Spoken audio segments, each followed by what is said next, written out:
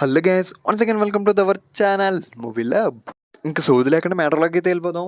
ఇంకా మిరాయి మూవీ చూసిన తర్వాత ఎలా ఉందో చెప్పేదాని ముందు లాస్ట్ 15 minutes ఉంటుంది భయ్యా, గూస్ బంప్స్. లిటరల్లీ ట్రాన్స్లోకి వెళ్ళిపోయాం అందరం. మూవీ అయిపోయిందని వెళ్ళిపోకండి, పోస్ట్ క్రెడిట్స్ తర్వాత ఒక సీన్ అయితే ఉంది, అక్కడ ఒక క్యామియో రోల్ కూడా ఉంది, సో అది మిస్ అవ్వకండి. ఇంకా ఓవరాల్గా మూవీ చూసిన తర్వాత నాకైతే నచ్చింది guys, satisfy. Worth Varma worth. అంత తక్కువ బడ్జెట్లో ఆ విఎఫ్ఎక్స్ ఏంటి, ఆ ప్రెజెంటేషన్ ఏంటి, ఆ సినిమాటోగ్రఫీ ఏంటి, ఇచ్చి పడేశారు. ఎవరి కాలో చేసిన హార్డ్ వర్క్ క్లియర్గా కనబడుతుంది స్క్రీన్ మీద.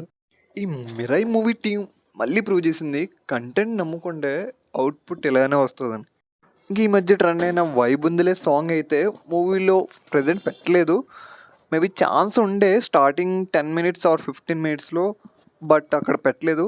తర్వాత స్టోరీలో ఇన్వాల్వ్ అయిపోతాం ప్రతి ఒక్కరు. అక్కడ పెట్టిన డిసప్పాయింట్ కింద ఉంటుంది తప్ప వేరే ఇంపాక్ట్ ఏముండదు. మేబీ పెట్టకపోవడం కూడా ఒక రకంగా మంచిదే. ఇంకా పర్ఫార్మెన్స్ విషయానికి వస్తే, పర్ఫార్మెన్స్ అంటే విడివిడిగా చెప్పకూడదు. ఈ మూవీ కోసం అయితే ఎవరికి వాళ్ళు, I mean hero, heroine, director, art director, ప్రతి ఒక్కరు ఎవరైతే వర్క్ చేశారో ప్రతి ఒక్కరు ప్రాణం పెట్టి తీశారో, అందుకే అంత క్వాలిటీగా వచ్చింది.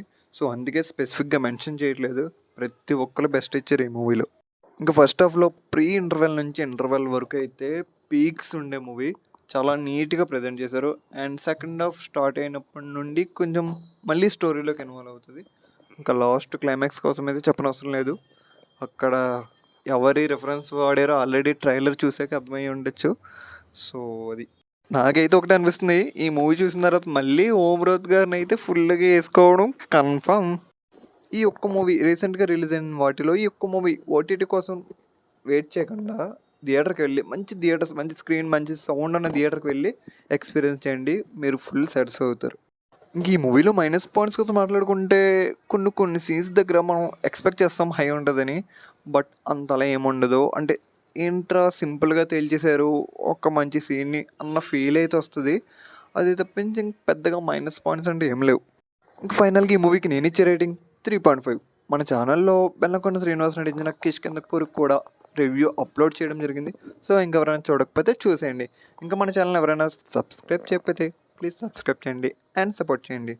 Bye guys, take care.